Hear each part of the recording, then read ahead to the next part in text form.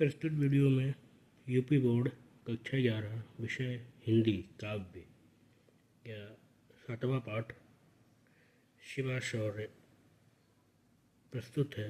इसके रचयिता कवि भूषण हैं। प्रस्तुत प्रथम पद में कवि ने शिवाजी की सेना के युद्ध के लिए प्रस्थान का ओजपूर्ण वर्णन किया है।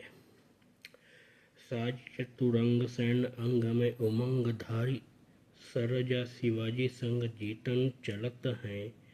भूषण भनत नाद बेहद नगारन के, नदी नद मद गैवरन के रलत हैं। ऐल फैल खैल भैल खलक में गैल गैल, गजन किठैल पैल सैल उलसलत है। तारा सो तरणी धूरी धारा में लगत जिमी, धारा पर पारा पारावार यो हनत है। प्रस्तुत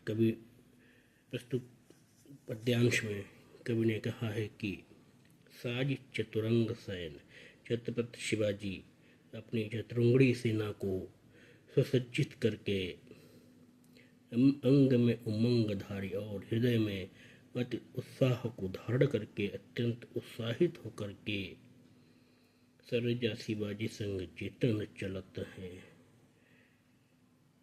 सरदार लोग शिवाजी के साथ शत्रुओं को जीतने के लिए प्रस्थान कर रहे हैं, शत्रुओं को परास्त करने के लिए प्रस्थान कर रहे हैं।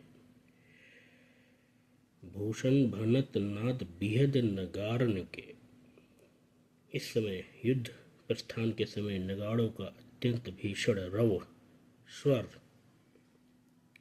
हो रहा है।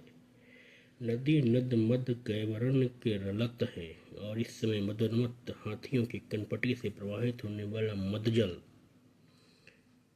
इतना अधिक निकल रहा है कि वह नदी नालों में जाकर के मिल रहा है, नदी नालों में जाकर के गिर रहा है। ऐल फैल खैल भैल खलक में गैल गैल,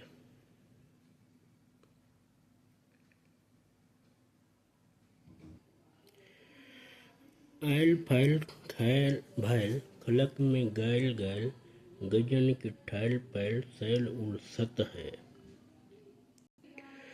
संपूर्ण पृथ्वी पर ऐसा कोई भी स्थान नहीं था जहाँ पर शिवाजी के सेना का कोलाहल व्याप्त न हो रहा हो। हाथियों की भारी भीड़ की आपसी धक्का मुक्की से शैल उलसत हैं, पहाड़ के पहाड़ उखड़ जाते हैं और संपूर्ण भूलोक में अत्यंत भगदड़ मच जाती है। तारा सो तारणी धूरी धारा में लगत जिमी, ऐसा प्रतीत हो रहा है मानो सेना के प्रस्थान से उड़ने वाली धूल जाकर के ताराओं में नक्षत्रों में जम गई है और उससे वे नक्षत्र धूमिल पड़ गए हैं।